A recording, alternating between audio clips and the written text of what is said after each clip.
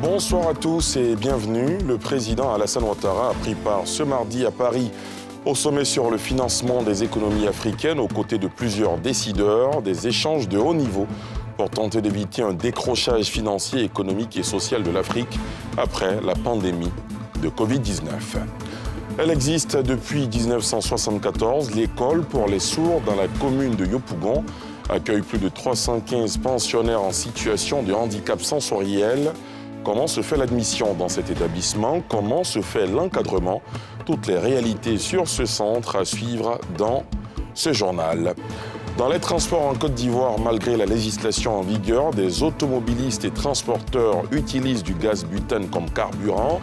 Revendeurs et chauffeurs évoquent diverses raisons qui expliquent la continuité de ce trafic, une situation qui inquiète une bonne partie des populations.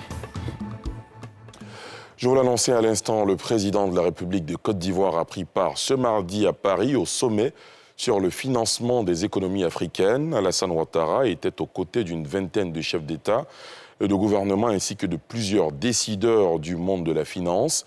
Des échanges de haut niveau pour tenter d'éviter un décrochage financier, économique et social de l'Afrique après la pandémie de Covid-19. Les précisions de Pierre Dippomelin. L'Afrique fait figure de continent relativement épargné sur le plan sanitaire, avec seulement 130 000 morts du Covid-19, selon les chiffres officiels, sur un total mondial de près de 3,4 millions de morts. Mais elle en sort financièrement affaiblie, au moment où elle devrait justement investir massivement pour enrayer la pauvreté, développer les infrastructures, affronter le changement climatique et la menace djihadiste. Le rendez-vous de Paris sous la houlette du président Emmanuel Macron est consacré au fardeau de la dette publique, mais aussi au soutien du secteur privé. Nous avons vu qu'il faut rénover les règles de gouvernance économique et financière pour le continent africain. Aujourd'hui, il y a la pandémie, il y a d'autres pandémies qui touchent l'Afrique depuis trop d'années, cette crise économique et sociale et l'épicentre du terrorisme international qui est en train de se déployer en Afrique. C'est pourquoi il est impérieux de pouvoir actualiser nos règles financières en prenant en compte cette charge de sécurité qui pèse sur beaucoup d'États africains. Nous devrions voir aussi au niveau de l'Afrique comment nous pourrions, à notre niveau, au niveau des communautés économiques régionales, proposer une sorte de filet de protection financier qui pourrait nous aider à pouvoir faire face aux crises de ce genre. Parce que vous avez vu, l'Europe a su très vite renflouer les moyens pour relancer et protéger ses entreprises, relancer son économie. Tandis que chez nous, ça a beaucoup balbutié parce que nous ne sommes pas préparés à ce genre d'imprévu. Dans la matinée, le président Alassane Ouattara était aux côtés de plusieurs de ses homologues à un mini-sommet des chefs d'État de l'Union économique et monétaire ouest-africaine. Cette rencontre visait à harmoniser les positions des pays de la zone UEMOA avant le début du sommet sur le financement des économies africaines. Plusieurs projets dans différents secteurs sont financés par la Banque africaine de développement. Pour une optimisation de leur gestion, une rencontre de 72 heures s'est ouverte à Abidjan à l'initiative de l'institution bancaire et de l'État ivoirien à travers le ministère du Plan et du Développement. Les précisions de Salif Yelekwe et Mathurin Badé. Les gestionnaires de projets financés par la Banque africaine de développement ont débuté ce mardi à Abidjan une formation sur la mise en œuvre et le suivi des instruments de sauvegarde environnementale et sociale des projets financés par l'institution. Il s'agit d'une initiative du ministère du Plan et du Développement en collaboration avec la BAD. Le développement de la Côte d'Ivoire passe nécessairement par des investissements massifs, productifs et durables. C'est dans ce cadre que la Banque africaine de développement apporte un soutien à notre pays dans la mise en œuvre des différents plans nationaux de développement. La question de sauvegarde environnementale et sociale constitue un outil stratégique pour aussi bien la BAD que pour le gouvernement, dans la mesure où elles permettent d'identifier les risques, de réduire les coûts de développement et d'améliorer la durabilité des projets, favorisant ainsi le bien-être des populations et la préservation de l'environnement. L'atelier durera 72 heures durant lesquelles les participants aborderont plusieurs modules, entre autres les exigences des accords de financement, les responsabilités du pays, le mécanisme de gestion, l'engagement des parties prenantes. Le portefeuille de la BAD en Côte d'Ivoire est passé de 448,5 millions en 2015 à 1,9 milliard d'unités de compte en 2020. Ce soir, nous prenons aussi la direction de Mbrembo, un village situé dans la région de Tiassalé. Sur place, on privilégie le cacao bio à l'initiative de multinationales, une alternative pour produire un produit de qualité et même obtenir le double du prix du cacao normal, contribuant ainsi à la lutte contre la pauvreté. Salif Yalekwe. Avec la chute des prix du cacao pour la deuxième récolte annuelle, les planteurs de Côte d'Ivoire font grise mine, mais pas à Mbrimbo, un prospère petit village de la région de Tiassalé sud-ivoirien où a été lancée il y a 11 ans la première coopérative de cacao bio du pays. Sa production est achetée par une société française, Éthicable, spécialisée dans les produits équitables pour fabriquer le chocolat Grand Cru Mbrimbo, vendu dans les grandes surfaces en France. Et les cacaoculteurs de la société coopérative équitable du Bondama de Mbrimbo se frottent les mains. Ils vendent leur cacao biologique près du double du prix officiel. Cette année, on va acheter 200 tonnes chez eux. Ils sont passés en bio. Ils ont un cacao de très bonne qualité qui est reconnu à l'international. Contrairement au... On a pu démonter ce cliché que le cacao ivoirien est de mauvaise qualité. On a pu démontrer ici que quand les producteurs sont formés, maîtrisent et sont bien payés pour ce travail supplémentaire, on est tout à fait capable de faire du très bon cacao en Côte d'Ivoire. Le cacao bio, en fait, ça donne plus de boulot. Mais par rapport aux moyens financiers, c'est encore intéressant. Et par rapport aussi à la santé, voilà, parce qu'en n'utilisant pas les produits chimiques, déjà, il y a la santé. Le bio, une solution pour en finir avec la malédiction du cacao ivoirien, si ce pays d'Afrique de l'Ouest s'est imposé comme le premier producteur mondial, avec 2 millions de tonnes et plus de 40% du marché, l'or brun n'enrichit guère ses planteurs. Plus de la moitié du million de cacaoculteurs ivoiriens, soit 5 à 6 millions de personnes, avec leurs familles, vivent dans la pauvreté, produisant un cacao de qualité médiocre, transformé en tablettes et barres chocolatées pour une demi-douzaine de multinationales qui empochent l'essentiel des profits. Nous avons vu l'importance de pouvoir faire le bio et on a vu ce que le bio nous a fait jusqu'au jour d'aujourd'hui. Au départ, j'avais un vélo. Aujourd'hui, j'ai pu construire, j'ai une moto. Il y a eu changement dans ma vie. J'ai pu quand même scolariser mes enfants comme il se doit. Donc ça veut dire que le bio, vraiment, c'est une bonne chose. Tout d'abord, c'est la santé.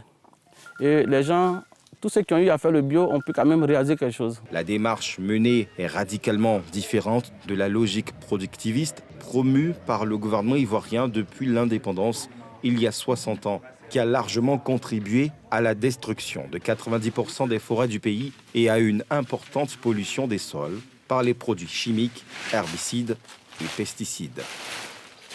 On en sait un peu plus sur les priorités du ministère de la Promotion de la Jeunesse, de l'Insertion professionnelle et du service civique pour les prochains mois. Le ministre Mamadou Touré, au cours d'une rencontre à Treichville avec les structures sous tutelle, a décliné ses actions prioritaires au titre de l'année 2021 avant de remettre du matériel roulant à ses équipes. Salif Yalekwe, Arona Zeba.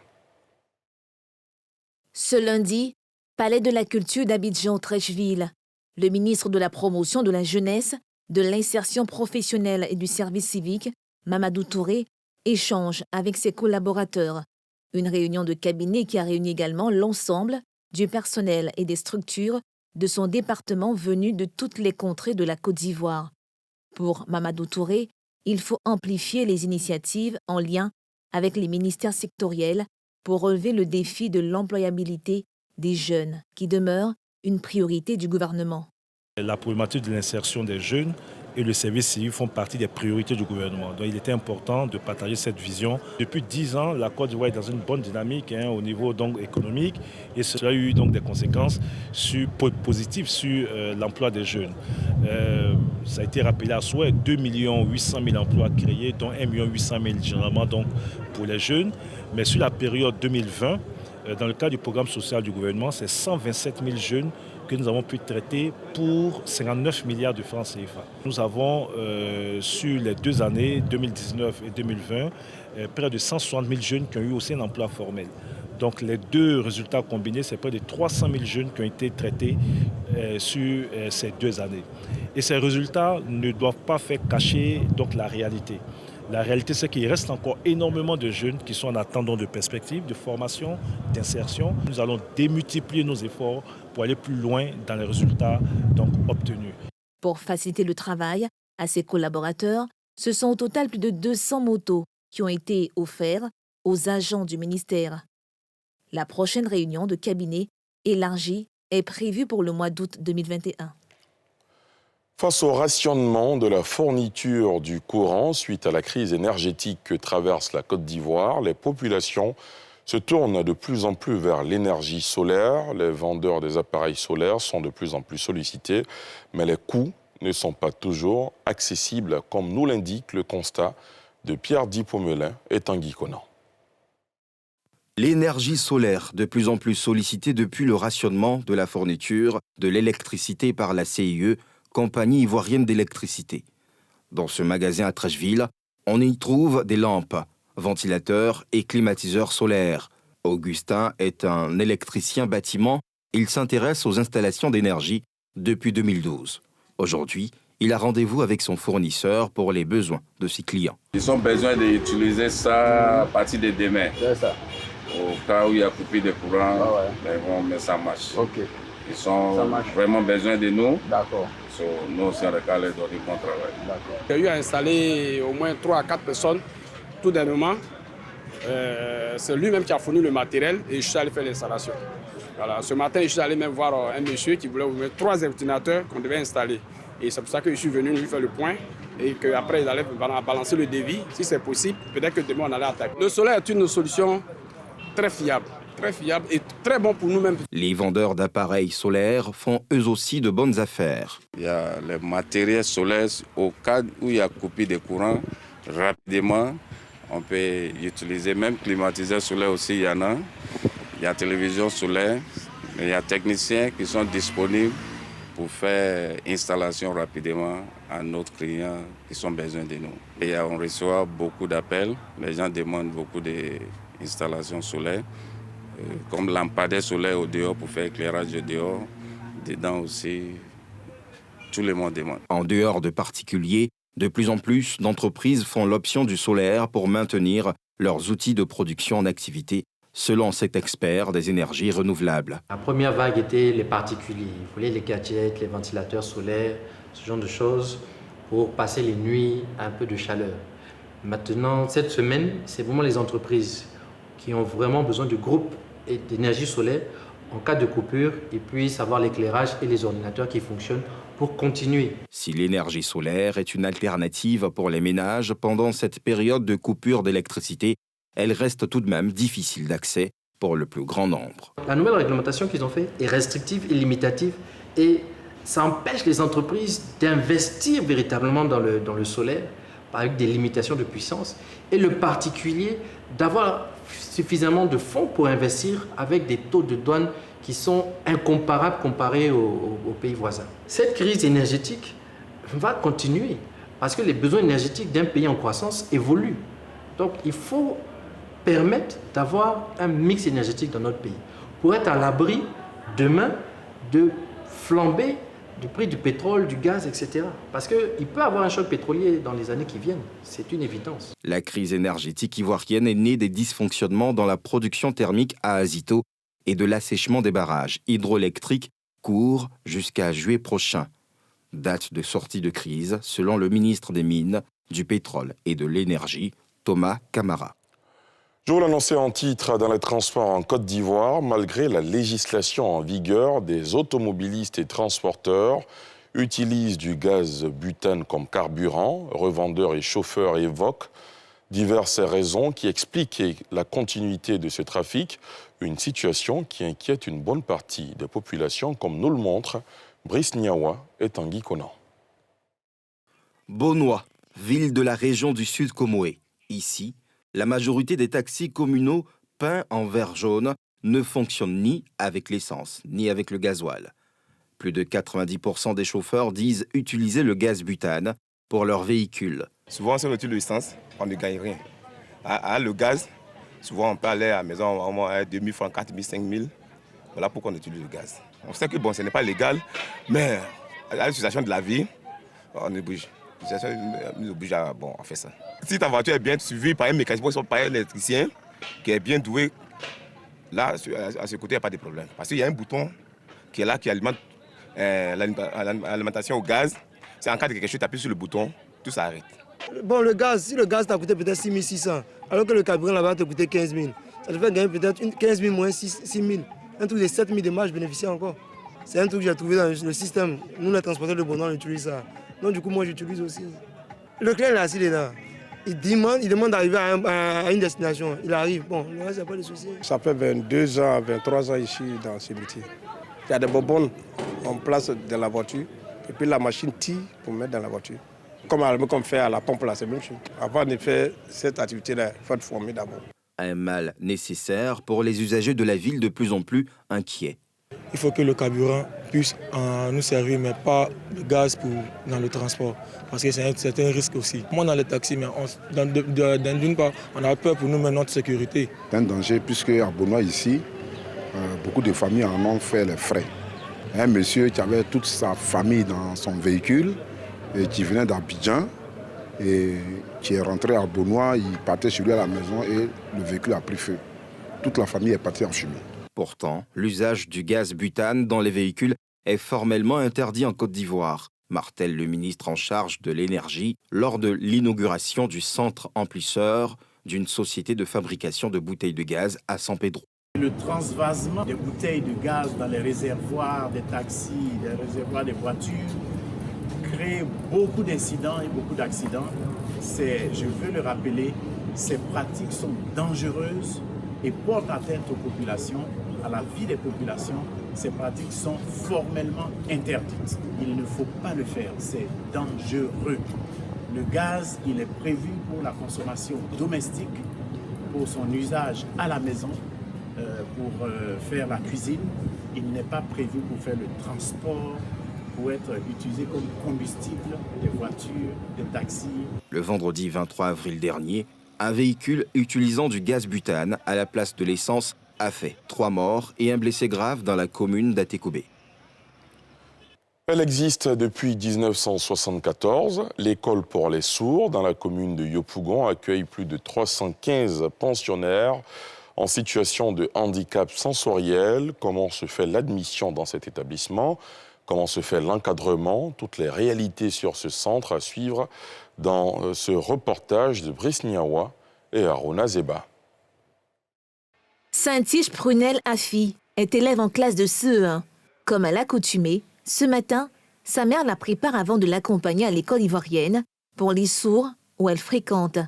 Cette élève de 8 ans est en situation de handicap sensoriel. Bon, ça se passe bien. Elle s'intègre très bien, joue avec ses amis. Ça, c'est bon, on peut dire la communication qui est un peu difficile, sinon ça va très bien. Vu les progrès qu'elle fait au niveau des études, je suis vraiment fière d'elle. Après quelques minutes de retard, dû à la distance de son lieu d'habitation et aux embouteillages, l'écolière fait son entrée dans cet établissement scolaire. Elle rejoint ses camarades de classe après son enregistrement auprès du service éducation de cette institution, une école dont le fonctionnement est particulier. L'école ivoirienne pour les sourds est une structure à caractère social qui prend en charge des enfants déficients auditifs de 4 à 15 ans. Ici, les cours sont dispensés en langue des signes. Nous avons le service éducatif, le service pédagogique, le service social, le service de communication, nous avons l'économa. Et donc tous ces services-là œuvrent dans une synergie d'action dans la prise en charge de ces enfants. Tous les enfants devaient être internes, c'est-à-dire que la capacité d'accueil de l'internat devait refléter exactement l'effectif de l'école.